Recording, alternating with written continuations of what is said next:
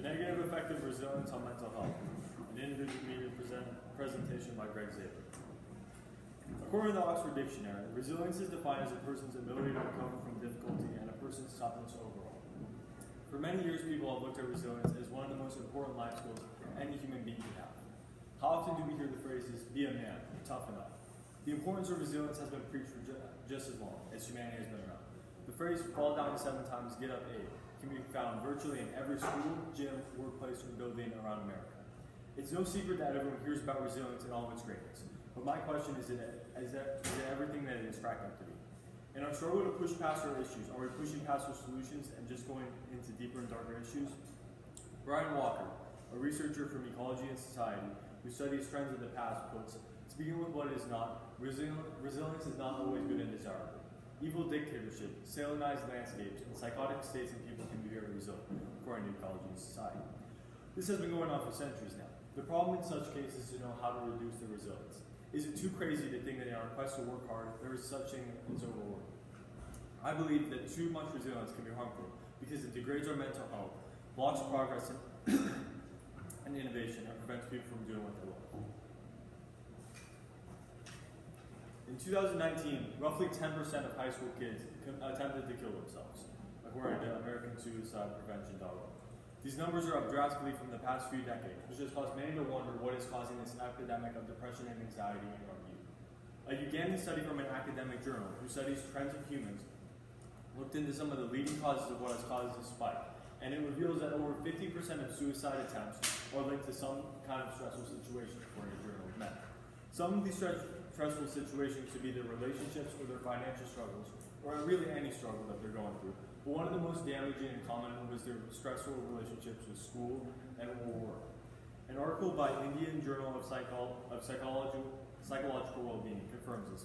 It states that college has caused up to a 20% spike in the depression of the students, and that many students do not seek help because they want to be resilient and be tough. Many believe that this is due to the rise of schoolwork colleges have been given, along with the lowering acceptance rates and just how hard it is to get into a really good college these days. A branch of NBC News that does research reports that Georgetown has increased its workload, and many students battle working and going to school at the same time. Reports have also shown the effects excessive stress can have on our physical health in terms of our heart, cancer, and blood quality. Yale research reports that relaxation keeps your heart healthier, cuts stress, reduces muscle tension, and can help you avoid mental issues like depression, anxiety, and even other physical issues like obesity. Relaxing is very important. This report by Yale touches on all aspects of health and shows that overall, obviously, working too much is detrimental to your health. But obviously, no one wants to work more than 8 hours a day, or 5 days a week, or on the weekends. But what happens when you have to? More specifically, what happens to the healthcare workers during the COVID-19 pandemic, and they were forced to work early hours, late nights, and weekends? A study done by Feng Yin and Yan Feng looks into the social expectations of the life of the healthcare worker and how they are stigmatized to be superhuman. The study done concluded that COVID-19 safety protocols for hospital workers negatively affected COVID-19 anxiety among those workers. In the spread of the COVID-19 pandemic, workers in hospitals replaced essentially declared as providing medical services had to face the fear of getting infected as they were working among people that were infected. The fear caused anxiety and influenced their workers' efficiency. I find the last time that very powerful. The idea that working more can lead to less results. The terms overworked and resilient seem to blend when talking about the recent pandemic.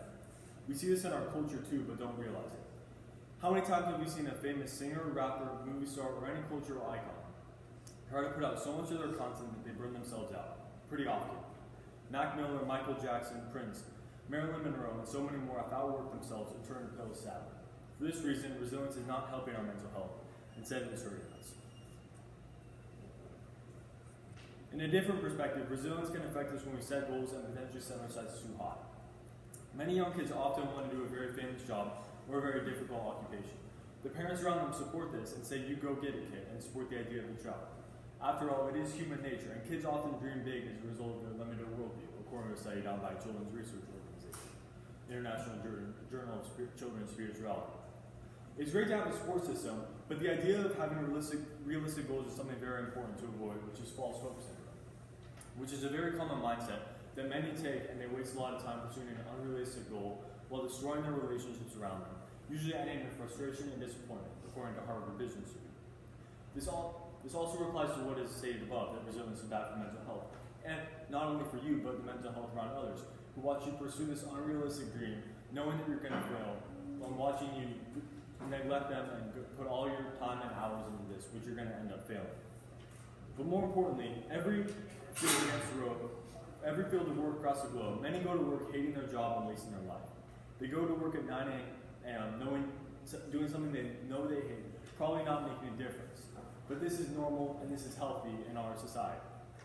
The reason for this, that many say that they hate their job, is their boss. As 75% of people consider their boss to be the worst part of their job, once again according to Harvard Business Review. The reason we put up with this stigma is the idea that we have to put our head down and grind our lives out.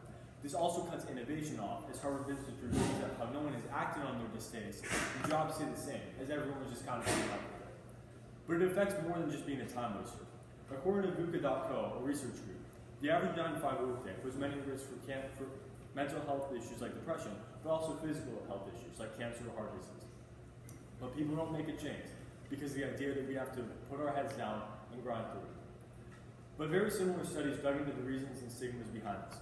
One by Namdar Hashimtov, an Iraqi, and one by Yuki Lin, a Chinese woman, both in research journals. The studies found that in the nursing industry, Iraq students had a much healthier relationship with their work than the Chinese, despite both studies seeming to have pretty similar work environments. To this, it can be included that the culture is the difference in scenario. The best step we can take to focus is changing the environment around our workers. I understand people have to work a certain amount of hours, but for the sake of everyone's physical and mental health, I think we as humans have to do a better job taking care of each other. The government has a certain part in this, as they can do a better job promoting mental health programs such as therapy for workers. At the end of the day, balancing work and mental health is one of the toughest things any worker can do, but it's something that needs to be researched on and rethought. Once again, resilience can be harmful physically and mentally. Many times when people have young kids and their kids experience a minor injury, the focus is to get them to shake it off and be resilient.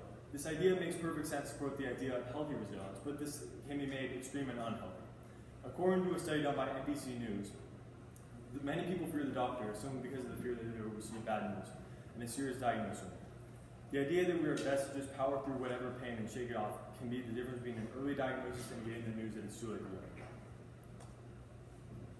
Here's my negative experience with resilience. Back in September, on the day after my birthday, I woke up with stomach pain and nausea. And I figured it was just a virus and something that would go away soon. But one day it turned into a week, and it was in September, and that turned into a month. And I didn't say anything because I had to be resilient and fight through it. And I was a runner. I couldn't give it up. I had to fight through it. I wasn't going to the doctor because that was for people that were weak, and it wasted a lot of my time. I spent a lot of time suffering. And September turned to October, October turned to November, December, January, and finally in February I gave in. That's 5 months of my life that I wasted sitting there without going to the doctor, without telling anyone, because I was resilient and I put up with it. I wasted a track season. I wasted a lot of studying time that I spent sleeping because of all the pain. I wasted a lot of activities that I could have done because I was resilient, and I was really resilient, and in a very unhealthy way. To conclude, resilience is somewhat of an outdated idea, or at least in the ways in which we refer to it are outdated. Mental health has changed so much, and therapists are there to be talked to. We are past the point of a society of needing every man to work a 9 to 5 to provide for his family. We can no longer say to rub it off when talking about physical health, as we now know the science behind cancer and other deadly diseases, how we need to take action, and take action quickly. Instead of focusing on evaluating the past, we need to be resilient, but not too much, in addressing our future problems and solving them. Thank you. Thank you, Greg. Greg, so how did your research question evolve as you moved through the research process? It took a pretty, it didn't involve that much, because I read the stimulus and I was like, yeah, this is something that I want to work on. Obviously, through my health struggles, that's been something that's on my mind a lot, so I think it hasn't really evolved that much. Like, this has been the plan the whole time, pretty much. Okay. And then, so as you were researching, were there additional questions that emerged? And why were those questions important? I think a lot of the stuff came that, like, when is a good time to stop being resilient? And I think of studies that I would like to see on that. Like, what is the healthy amount of resilience, and can that be measured? I think if I had more time to do research, I would have researched more on that. So yeah. Okay, thank you. So that's the ulcers. I mean, ulcers now they know are caused by that kind of bacteria. Yeah. So are you all better now? Do they give you medicine for it? I'll take some medicine. So did you not tell your parents right away, or? It was like a little bit.